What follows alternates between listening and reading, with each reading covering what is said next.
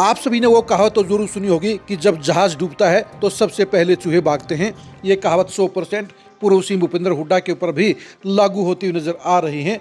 जब तक भूपेंद्र हुड्डा की सरकार बनने की उम्मीद थी, तब तक तमाम लोग उनके साथ खड़े हुए थे, उनके साथ नज़दीकियां दिखा रहे थे, उनकी वफादारी के दावे करते थे। लेकिन जैसे ही उनके दिन खराब होने के संकेत मिले हैं, तब से काफ़ी लोग पाला बदलने की सोचने लगे हैं। नमस्कार, मैं हूं कुलदीप शुरान। आज हम खरी खरी न्यूज़ में एक ऐसे दीपेंद्र हुड्डा के खास नेता की चर्चा करेंगे जिसे दीपेंद्र हुड्डा ने फर्श से अर्श तक पहुँचाने का काम किया, जिसे सियासत के बड़े पायदान पर पहुँचाने का काम किया, उसे एक बड़ा चेहरा बनाने का काम किया। लेकिन वो चेहरा भी सारे एहसानों को भूल गया और एक ही झटके में उसने दीपेंद्र हुड्डा के भरोसे को तोड़ दिया।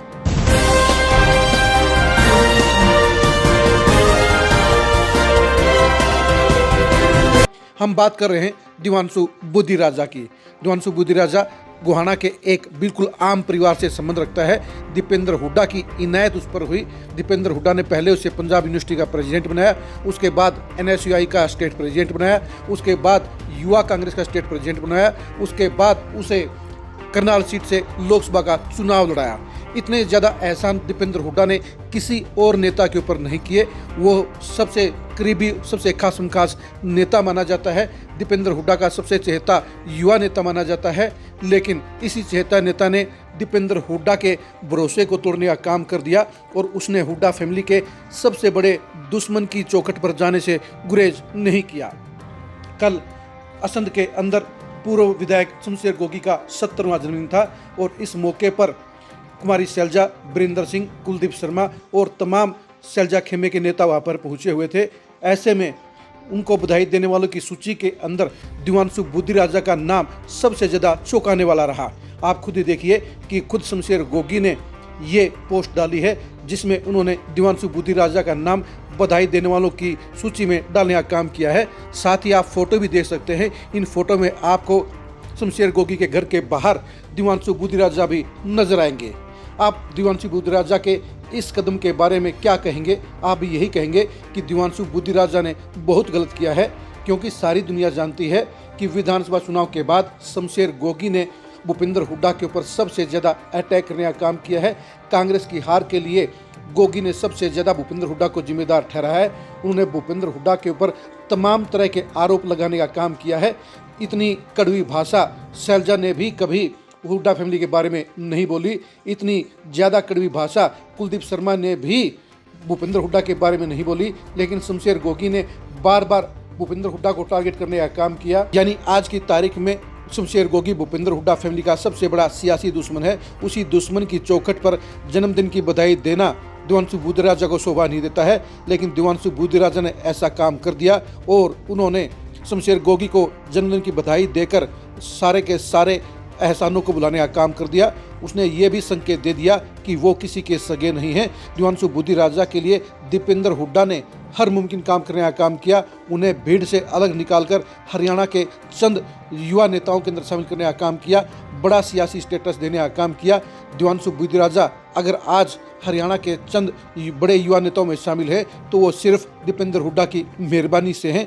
ऐसे में दिवांशु बुद्धिराजा को शमशेर गोगी के घर पर बिल्कुल भी नहीं जाना चाहिए था। लेकिन दिवांशु बुद्धिराजा ने ऐसा काम किया और इसके चलते दीपेंद्र हुड्डा का भरोसा भी टूट गया है, क्योंकि उन्हें इस बात की सपने में भी उम्मीद नहीं होगी कि दिवांशु बुद्धिराजा उनके पीठ में छुरा घोंप सकता है, उनके विश्वास को तोड़ सकता है और दुश्मन के घर पर जाने का काम कर सकता है।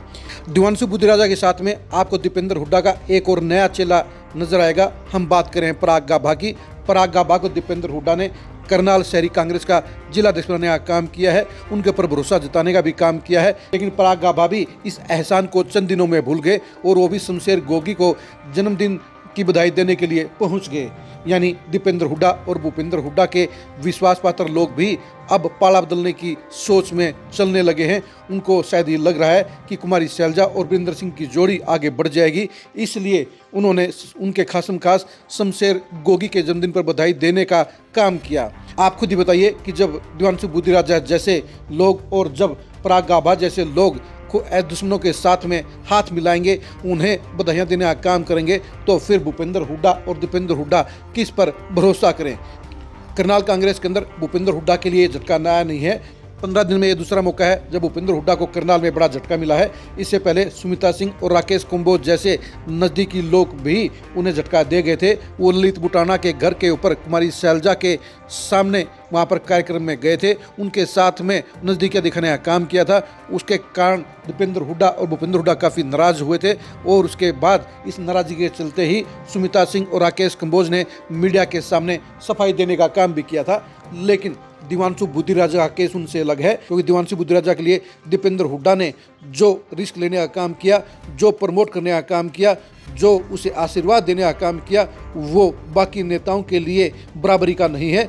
इसलिए दिवांशु बुद्धिराजा का शमशेर गोगी के घर पर जाना दीपेंद्र हुड्डा को सबसे ज़्यादा चुभेगा, सबसे ज़्यादा परेशान करेगा। आज दीपेंद्र हुड्डा को अपने उस फैसले पर भी ज़रूर अफसोस हो रहा होगा जब उन्होंने दिवांशु बुद्धिराजा को प्रमोट करने का फैसला किया था, उसे चहेता नेता बनाने का काम किया था, उसे अपने बराबर बिठाने का काम किया था, उसे प्रदेश के चंद युवा नेताओं की कतार में शामिल करने का काम किया था। यानी दीपेंद्र हुड्डा का भरोसा आज दिवांशु बुद्धिराजा ने पूरी तरह से तोड़ दिया है और यही वजह है कि अब कभी भी दिवांशु बुद्धिराजा दीपेंद्र हुड्डा के वो भरोसे को हासिल नहीं कर पाएंगे जो भरोसा कल से पहले उनके ऊपर था।